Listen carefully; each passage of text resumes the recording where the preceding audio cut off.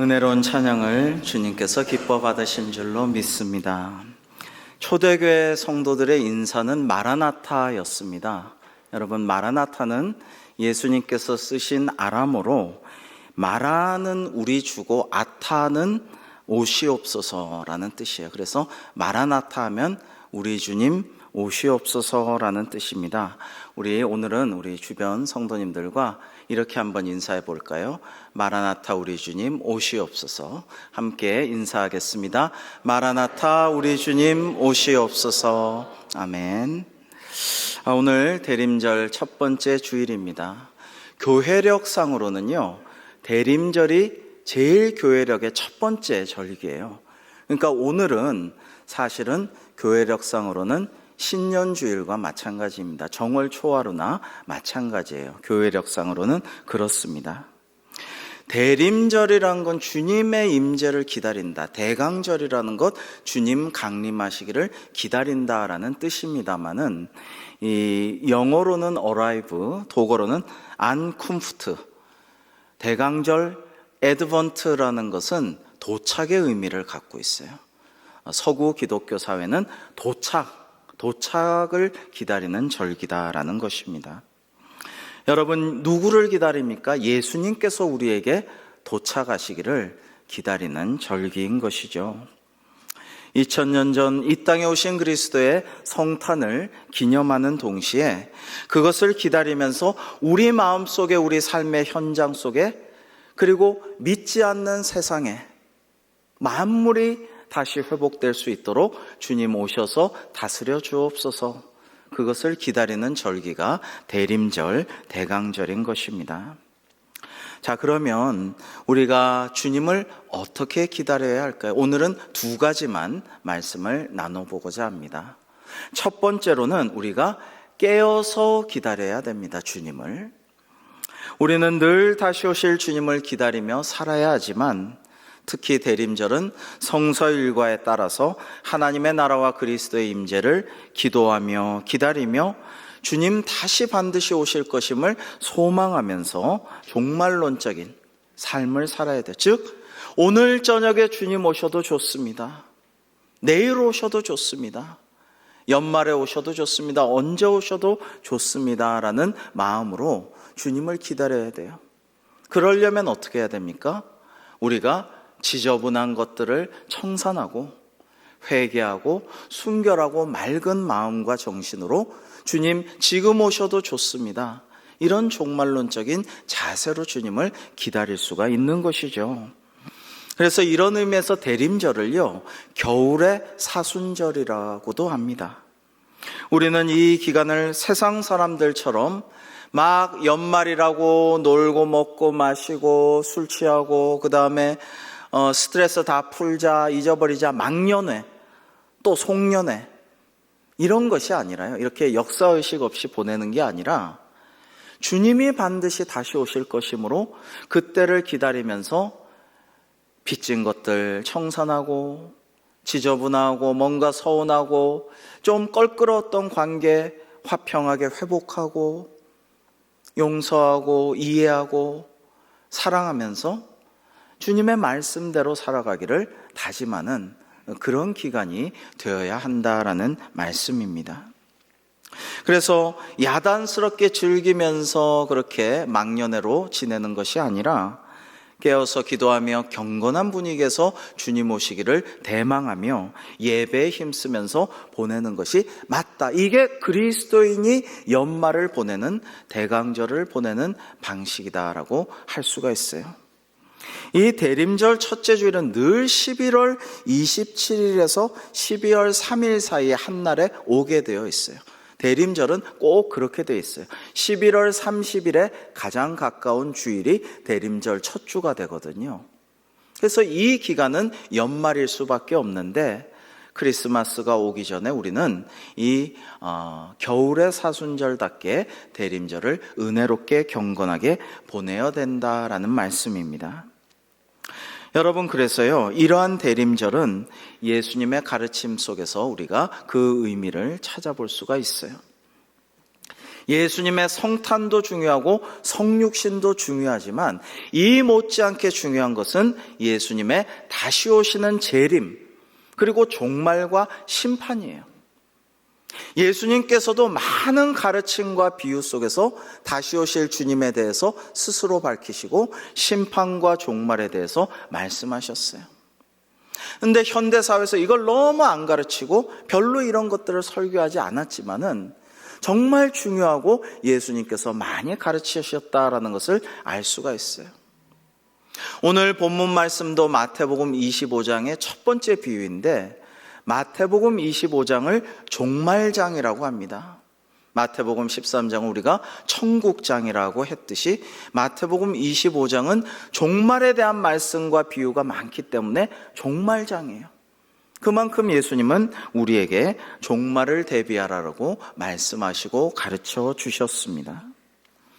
이 종말장의 첫 번째로 등장하는 비유가 바로 오늘의 본문 열처녀 비유 혹은 다섯 처녀의 슬기로운 다섯 처녀 비유라고 말씀드릴 수가 있습니다. 1절에 주님께서는 이렇게 말씀하십니다. 그때 천국은 마치 등을 들고 신랑을 맞으러 나간 열 처녀와 같다 하리니라고요. 여기서 그때란 인자가 오시는 때, 즉 종말적인 심판의 때입니다. 주님 다시 오실 그때이죠. 그리고 그때를 맞이하는 성도의 자세에 대한 오늘 주님의 말씀은 당시 이스라엘의 결혼식을 배경으로 하고 있습니다. 유대인의 결혼식에서는 먼저 신랑이 친구들과 함께 신부를 데리러 신부 집으로 가서 종교의식 등 몇 가지 예식을 마친 후에 그 신부를 데리고 다시 자기 신랑 집으로 데려옵니다. 그러고 나면은 신랑 집에서 결혼식을 하고 밤에 결혼식을 하고 그 다음에 며칠을 즐겁게 놀면서 결혼을 축하하게 되는 것입니다. 그런데요, 여기서 중요한 것은 여기 본문의 오늘 주인공인 열 처녀가 신부들이 아니에요. 신부의 들러리들입니다. 이 들러리들이 하는 일이 뭐냐? 저녁 무렵부터 등을 들고 나가서 신부를 데려오는 신랑을 기다렸다가 일행을 신랑집 안으로 혼인잔치 자리로 인도하는 역할을 수행했습니다. 유대 풍속에서는 장례 행렬이나 결혼 행렬의 들러리로 반드시 10명을 썼다 그래요. 여러분, 삼위일체 하나님의 신성한 3자, 동서남북 인간의 4자, 그 곱하기 12, 이런 것들을 성경은 또 12 곱하기 12, 거기에 만을 해서 14만 4천, 이런 것들을 완전수라고 하죠. 10 역시 성경에서는 완전수로 봅니다. 그래서 이 들러리들이 10명이라는 거예요. 그래서 여기서 열 처녀가 상징하는 것은 주님의 대림을 기다리는, 주님의 재림을 기다리는 모든 성도들, 교회를 의미하는 거예요. 하나님의 백성들, 기다리는 공동체, 모든 예수님을 믿는 신자들을 상징하고 있습니다. 이들이 들었던 등은요, 이 접시 모양의 그릇 한쪽에 둥근 심지를 담가서 호롱불처럼 불을 밝히는 기름 등잔이었습니다. 유대인들은 이 등을 기다란 막대기에 메어 달고 이렇게 길을 비추고 사람들이 오면은 비춰보는 그런 등으로 삼았습니다. 특별히 신부를 맞으러 오는 신랑, 또 신부를 데리고 온 신랑 신부 일행을 이렇게 보고 밝히고 인도하려고 이 열 처녀들은 등을 준비한 것이죠. 이때 등불은 각자 개별적으로 준비해야 했는데 만약 등불을 들지 않는 자가 있다면 이것은 자세가 되어 있지 않다, 불청객이다, 혹은 뭔가 결혼식장에 털러온 도둑이다, 이렇게 사람들이 생각했다라고 합니다. 반드시 등불을 들고 와야 되는 것이죠. 여기서 등이 나타내는 의미는 성도가 주님의 재림을 맞아서 마땅히 준비해야 할 어떤 것입니다. 즉 믿음, 신앙, 기도, 하나님께 받은 주님의 성령, 이런 것들을 이 등은 상징하고 있는 것이죠. 5절에서 신랑이 더디옴으로라고 했습니다. 신랑은 재림하실 다시 오실 주님을, 혼인잔치는 마지막 때 있을 어린 양의 혼인잔치를 상징합니다. 여러분, 나중에 우리 예수님이 우리의 신랑 되시고 우리는 다 주님의 순결한 신부가 되어서 주님과 혼인잔치를 함께 나눌 터인데, 이러한 것들을 상징하는 비유를 주님께서 우리에게 주신 것입니다. 유대인의 결혼잔치는 저녁에 시작됩니다. 사실 옆나라 중국이나 우리나라도 이제 저녁에 시작되어서 신방으로 신랑 신부가 나중에 시기 마치면 들어가게 되지요. 그런데 깊은 밤중이 되도록 신랑 일행이 도착하지 않는 거예요. 10명의 들러리는 등을 들고 초저녁부터 목 빠져라 신랑이 신부를 데려오기를 기다리고 있었는데 신랑이 너무 더디 오는 거예요. 이것은 앞서 마태복음 24장에서 주인이 더디 오리라 하신 말씀처럼 주님의 재림이 기대보다 생각보다 늦어지고 있는 상황을 표현한 말씀입니다. 자, 신랑이 이처럼 늦어지자 10명의 들러리는 다 어떻게 돼요? 졸며 자게 됩니다. 본격적으로 누워서 자는 건 아니고 기다리다 지쳐가지고 깜빡 잠이 들어서 다들 졸고 있었다라는 것입니다. 우리도 예배 시간에, 설교 시간에 가끔 그러듯이 말이에요. 오늘 일부 예배 시간에 열심히 설교했는데 인사하는데 어떤 분이 목사님 죄송해요, 깨어 기도하라고 하셨는데 오늘 목사님 말씀이 너무나 달콤한 자장가 같아가지고 잤어요. 이래서 그러실 수도 있죠 하고 웃었는데, 또 다른 분이 또 오셔가지고 저는요 오늘 목사님 말씀 열심히 하시는데 깨어서 기도하라 했는데 그만 계속 졸았어요 라고, 죄송해요 라고 해서 저는 그분 조시는 줄 몰랐거든요. 그런데 자수하여 광명 찾아 본인은 편안했겠지만 저는 몰랐던 사실을 알게 되었습니다. 여러분, 그 세상에서 가장 무거운 것이 눈꺼풀이라고 하죠. 막을 수가 없다 그래요. 졸 수도 있고 잘 수도 있어요. 근데 이 말씀은 주님을 간절히 기다리는데 주님이 안 오시니까 그 주님의 다시 오시는 것이 지연됨으로 교회가 어려움을 당하고 시험을 당하는 상황을 표현한 것이라고 할 수가 있습니다. 자, 그러나 우리가 생각해 봅시다. 하나님께서도 죄 많은 우리, 말 안 듣는 우리, 하나님의 영광을 가리우고 때로는 교회 나가는 가족을 핍박하고 막 그냥 방해하고 하나님의 마음을 많이 아프게 했던 우리를 오래 참으시고 인내하셔서 믿음을 갖게 하시고 성령님 인도하셔서 우리가 구원을 받게 되었지 않습니까? 그렇게 오래 참으시고 우리를 용서하시고 용납하여 주신 그 오래 참으시는 하나님의 인내를 생각하며 우리도 다시 오실 주님을 어렵고 힘들어도 졸려도 인내하며 기다리는 것이 마땅하지 않겠습니까? 여러분, 저는 종종 겟세마네 동산에서 기도하실 때 예수님의 마음을 생각해요. 예수님께서 그 겟세마네 동산에서 기도하실 때에 수제자라는, 소위 수제자라는 베드로, 야고보, 요한을 데리고 가셨어요. 근데 성경은 예수님의 마음이 심히 놀랍고 마음이 슬펐다라고 기록하고 있어요. 그리고 그 제자들에게 하나님의 독생자 그리스도이신 예수님께서 뭐라고 하십니까? 굉장히 세상 사람들은 내가 리더인데, 내가 보스인데, 내가 사장인데 약한 모습 보이면 안 돼, 센 척하면서 굉장히 대단한 척하지만 예수님은 이렇게 말씀하셔요. 여러분, 참 민망하지 않습니까? 예수님께서 제자들에게 내 마음이 심히 고민하여 죽게 되었으니 너희는 여기 머물러 깨어있으라. 좀 나를 위해서 너희도 함께 중보기도 해달라. 이렇게까지 말씀하셔요.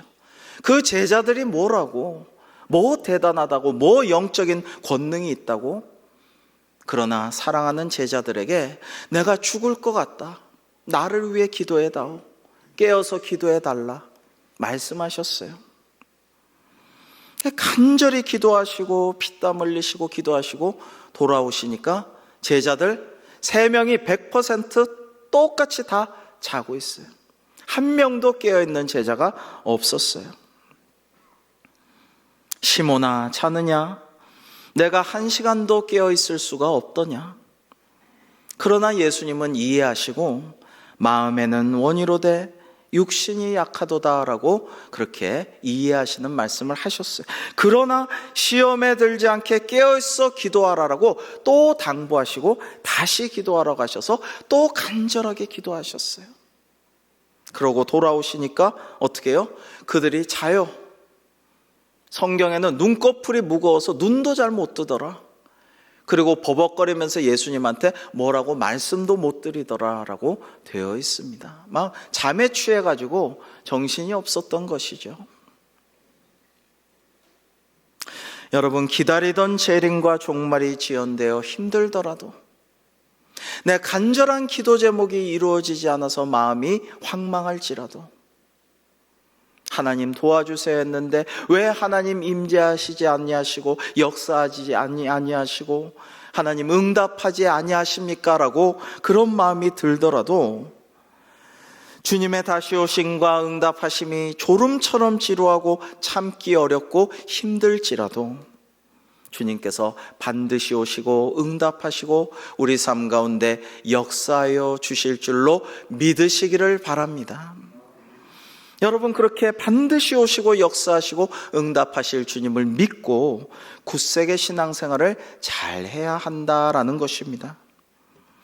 그냥 생각 없이 에라 모르겠다, 기도도 안 되고 응답도 못 받고 자자, 그냥 졸고 자고 편안함과 안일함만 구하다가는 아무것도 이룰 수가 없어요. 우리 믿음 생활에도 진보가 있어야 될 것 아닙니까? 맨날 처음 은혜 받았던 생각만 하고 옛날에는 뜨거웠다 이런 얘기만 하고 졸고 자고 깨지 못하고 정신을 못 차리면 안 돼. 여러분, 졸 수도 있어요. 잘 수도 있어요. 그럴 수 있어요. 그러나 정신 차려 깨려고 노력하고 이럴 때가 아니라고. 말씀 들어야지, 말씀 읽어야지, 기도해야지. 내가 이럴 때가 아니야. 두 손 모으고 이불 뒤집어 쓰고 에라 모르겠다 잘 때가 아니야. 더 기도하고 더 말씀 읽고 말씀 듣고 말씀을 실천하려고 노력할 때 하나님께서 반드시 좋은 것을 베풀어 주시고 역사하여 주실 줄로 믿습니다. 사랑하는 성도 여러분, 비록 우리가 연약하여 때로는 졸거나 자더라도 다시 정신을 차리고 깨어서 기도하며 다시 오실 주님을 기다리는 우리 모두가 우리 대광교회가 되기를 주님의 이름으로 축복합니다. 두 번째로, 준비하며 기다려야 합니다. 열 처녀는 슬기 있는 다섯과 미련한 다섯으로 나뉘게 돼요. 그런데요, 이 슬기 있는 자 다섯과 미련한 자 다섯은 졸고 자는 기준으로 나뉜 것은 아니에요. 다 졸았고 다 잤어요. 그러니까 졸고 잤다고 해서 구원을 못 받는 것은 아니에요. 여러분, 안심하시기 바랍니다. 졸고 잤다고 구원 못 받는 것은 아니에요. 겉보기엔 다를 바가 없어요. 처녀, 함께 초대된 들러리, 등을 들고 신랑을 기다림 다 똑같아요, 외적으로는. 근데 뭐냐? 그 기준은 뭐냐? 슬기로운 자와 미련한 자로 분명하게 나뉘는 기준은 뭐냐? 예비 기름을 준비했느냐 아니냐의 나눔이 있습니다.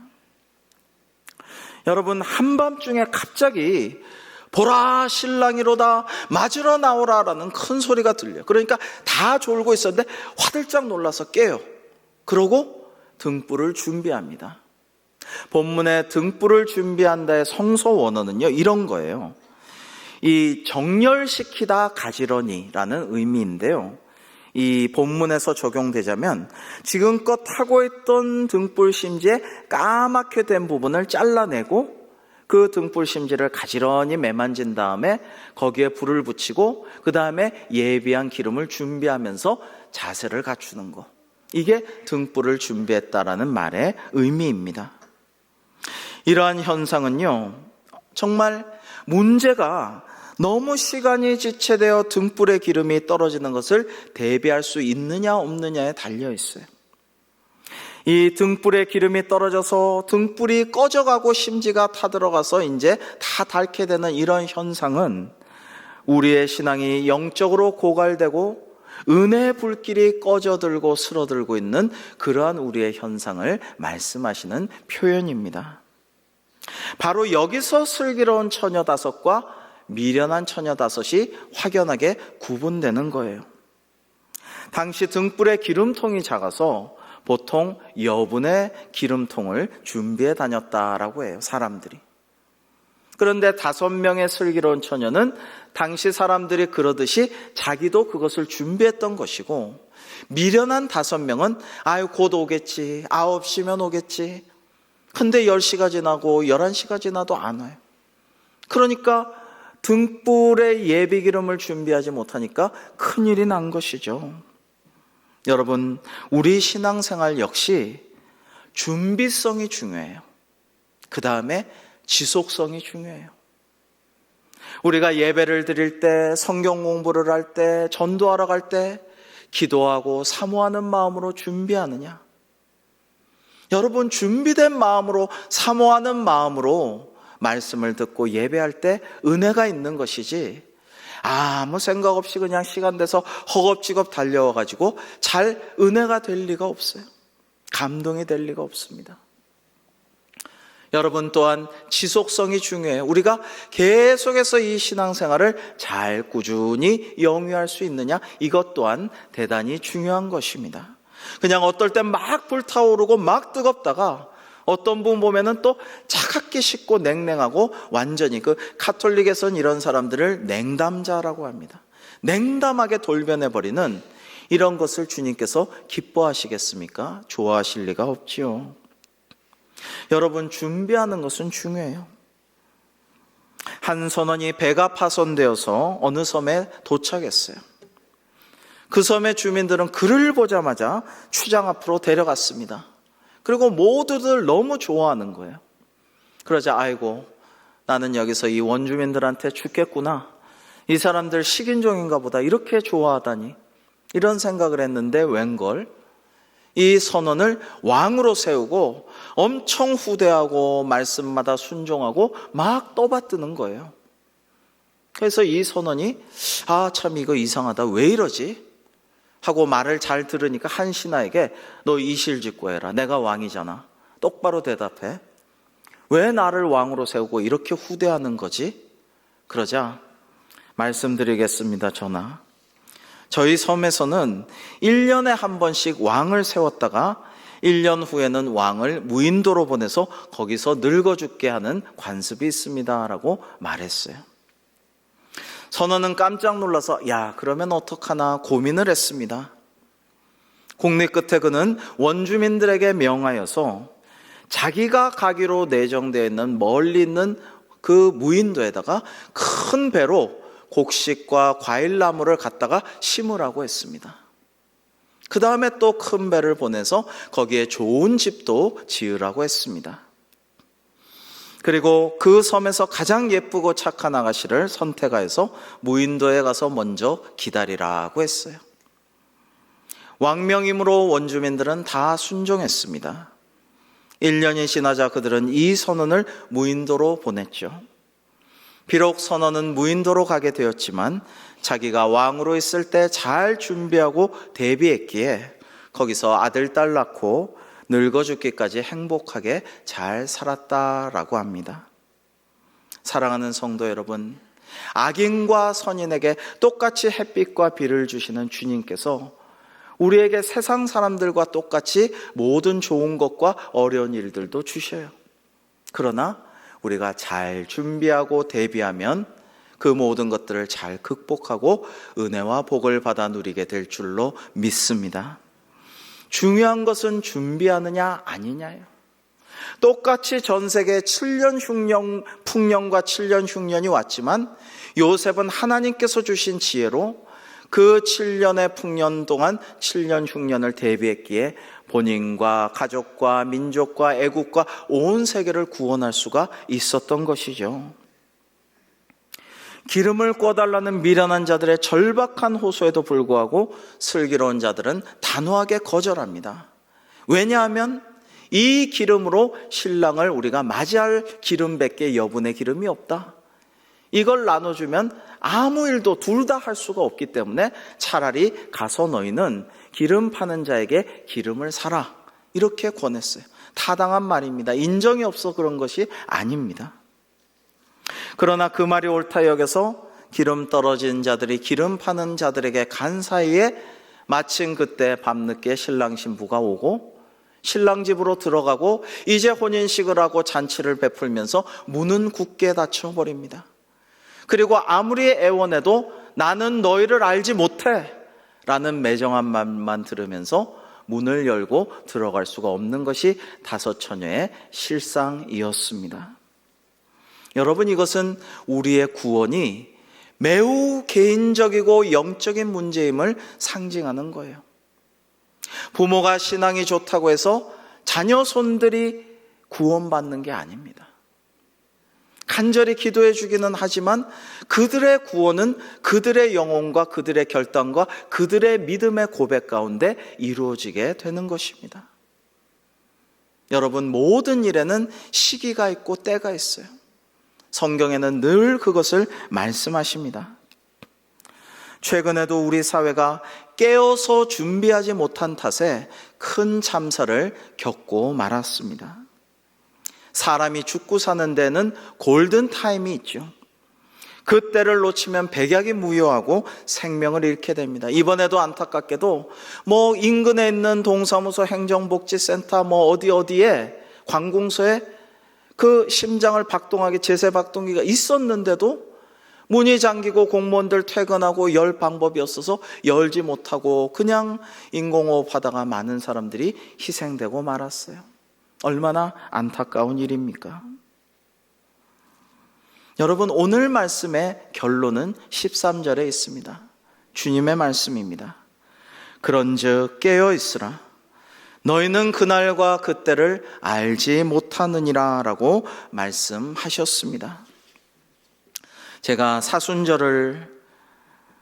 겨울의 사순절이라고 하는 대림절을 생각하면서 기도하고 말씀을 준비하면서 과연 요즘 교회 다니는 사람들일지라도 주님 다시 오시옵소서, 마라나타 주님 어서 오시옵소서, 주님을 간절히 사모하고 다시 오시기를 기대하고 대망하고 소망하는 그러한 신자들이 얼마나 될까라는 생각을 해보았습니다. 사랑하는 성도 여러분, 우리는 어떻습니까? 대림절 기간 우리는 지난 날을 돌아보고 회개하며 깨어서 기도하며 준비해야 돼요. 뭘 준비합니까? 주님 오시기를 준비하는데 어두운 밤의 일들, 즉 방탕하고 술 취하며 음행과 호색과 쟁투와 시기하는 일들을 청산하고 말씀과 사랑을 실천하는 절기로 삼아야 할 것이며 정욕을 따라 육신의 일을 도모하고 자기 이익만 챙기는 삶을 지향하고 우리 주님 오시옵소서 예수 그리스도를 기다리는, 그러기 위해서 먼저 나 자신을 비우고 정결하게 순결하게 만드는 우리 대광절이 되어야 할 줄로 믿습니다.